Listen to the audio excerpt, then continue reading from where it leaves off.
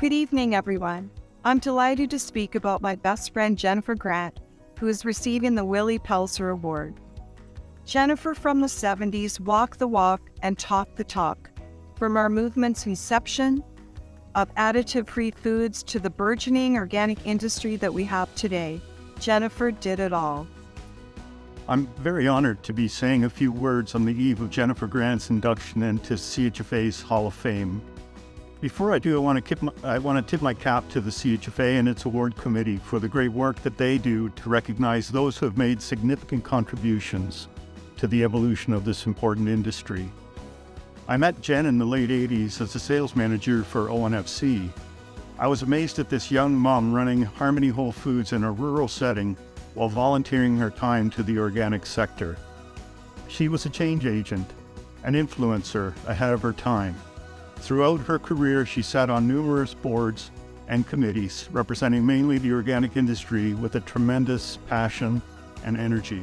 I met Jennifer Grant in the mid-1990s when she was on the CHFA board, and I really got to know Jen just after she opened her super spectacular state-of-the-art store in Orangeville in 1998. Three things come to mind about Jen and her leadership qualities. She belonged to every association possible. She was a CHFA board member, every organic board in Canada, and also some in the US. She was very involved in organic. She was a pioneer opening her store when she did at the age of 25 in Orangeville, which had no history of health food at the time. In 1978, she had a lot of educating to do. Really, truly a trailblazer in that area. The other thing with Jen was she identified incredible people and hired them and nurtured them. There's a lot of people in our industry that have come through Harmony who are leaders and superstars, really. She did a great job finding people, and she attracted great people. I met Jen in 1997 when she hired me at Harmony Whole Foods Market in Orangeville, Ontario. Jen's commitment and passion to local and organic is a huge part of her legacy. It was the foundation in which she built a health food store years ahead of its time, and it was the driver for change and awareness that she felt necessary for our industry. It also became a guiding light for so many of us who started our careers at Harmony and continue to hold roles with the same level of passion to this day. I met Jennifer in 1996 when I first joined this industry, coming from the grocery channel, and took on a sales rep role. And Harmony Whole Foods was one of the first accounts I got to call on, and learned a lot from Jennifer through the years. She actually took me under her wing and guided me through this in many, many ways. Frankly, took pity on me probably and bought products from me for the sake of buying products from me. So I am extremely thankful for her mentorship and learning that I did through the years. I guess if I have a good Jen story, it would be from a few years ago. She'd sold her store. She was retired. Dean Parks, myself, and Reese Hart were driving from Calgary to Vancouver visiting health food stores.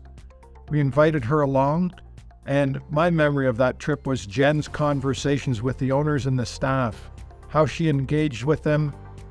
We had to drag her out of the stores. It was really quite something. It just made me think, you never really retire. When you're in this industry you're in. I know Jen enjoyed it, and I know the people that she touched and met really quite enjoyed it too. Jen and I met in the 90s when I was elected to the OTA board and opened Pro Organics in ONFC's Etobicoke warehouse. Over the years, we worked tirelessly on numerous boards protecting and promoting the natural and organic foods industry. We attended various trade shows together, conferences and events in many different countries, meeting like-minded people. I recall a time that we both sat on the CHFA board in the late 90s. Jen felt as though the focus of the CHFA was shifting towards the supplement industry at the expense of food. In one meeting, she displayed her passion by pounding her fist on the table and saying, "We need to put food back into the Canadian Health Food Association."